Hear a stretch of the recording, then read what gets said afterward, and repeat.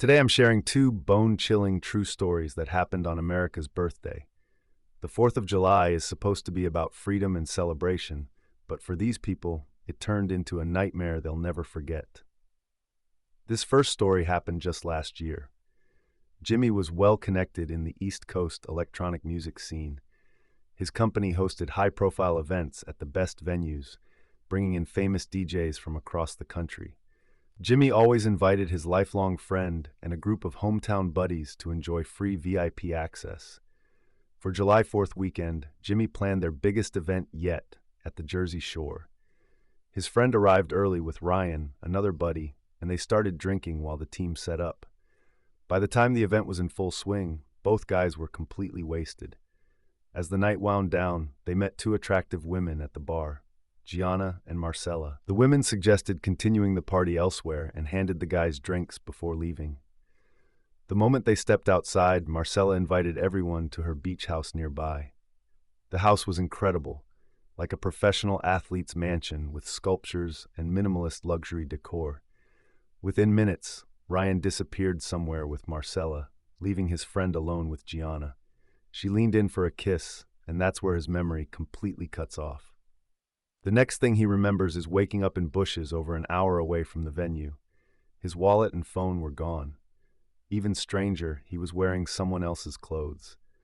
Only his shoes remained, and even those had the laces removed and were soaking wet. Disoriented and terrified, he walked to a nearby 7-Eleven. While using the clerk's phone to call his sister, Ryan walked into the same store. Incredibly, he had the exact same experience: drugged, robbed, and abandoned in the same location. They called police, who seemed skeptical, suggesting they'd just been too drunk. Mysteriously, both their phones were found in a parking lot nearby. Even more disturbing, someone had sent texts from the victim's phone to friends and family, making it seem like everything was normal. The strangest part, their credit cards were never used.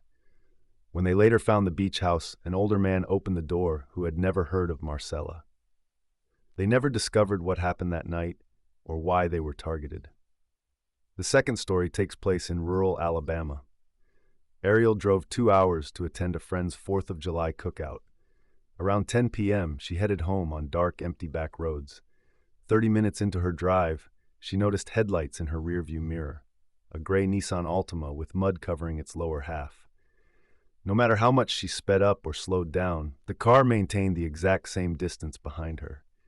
To test if she was being followed, Ariel made a random left turn onto a small residential road. The Altima followed. Her heart raced as she realized she was being stalked on these deserted roads in the middle of nowhere. Then her gas light came on. The nearest station was 8 miles away, and her needle was already dropping to empty. Somehow, she made it to the gas station and ran inside. The Altima stopped at the edge of the lot for about 10 seconds, then sped away. Weeks later, Ariel was watching the news when a segment aired about two dangerous men wanted for armed robbery and attempted murder in rural Alabama. They were last seen in a stolen gray Nissan Altima. The timing, location, and car description all matched perfectly. Ariel immediately contacted police, but never heard an update. To this day, she wonders if her decision not to call police sooner could have helped catch these dangerous criminals. So this July 4th, while you're enjoying fireworks and barbecues, remember that not all Independence Day stories end with celebration. Some end with unexplained terror that follows people for years to come. Happy 4th of July, everyone. Stay safe out there.